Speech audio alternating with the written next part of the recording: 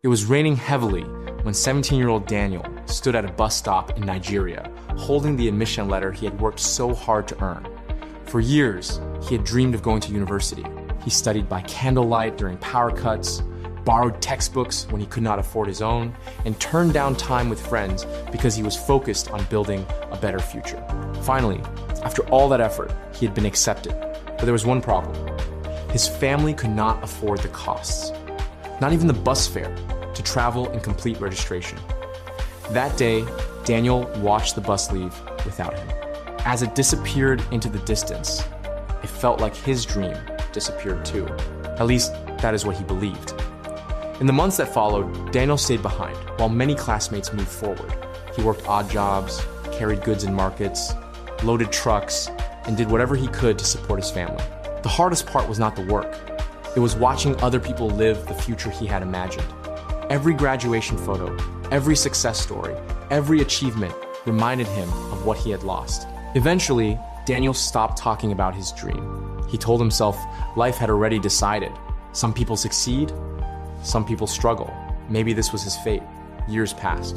Then one evening after work, Daniel saw the story of someone who returned to education later in life. For the first time in years, hope returned, and a quiet question rose inside him. What if your story is not over? That question changed everything. Daniel began researching again. He learned that many students begin university later than planned.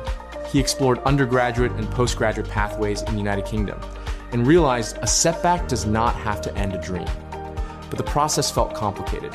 Applications, requirements, documents, and deadlines.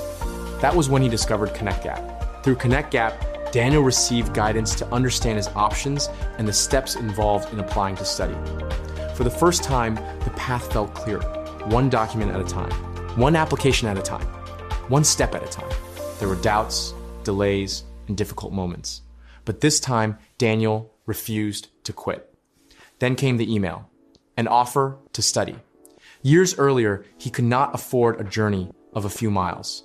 Now he was preparing for a journey across continents. Years later, Daniel graduated, not because life became easy, and not because someone rescued him, but because he refused to let one painful chapter become his entire story.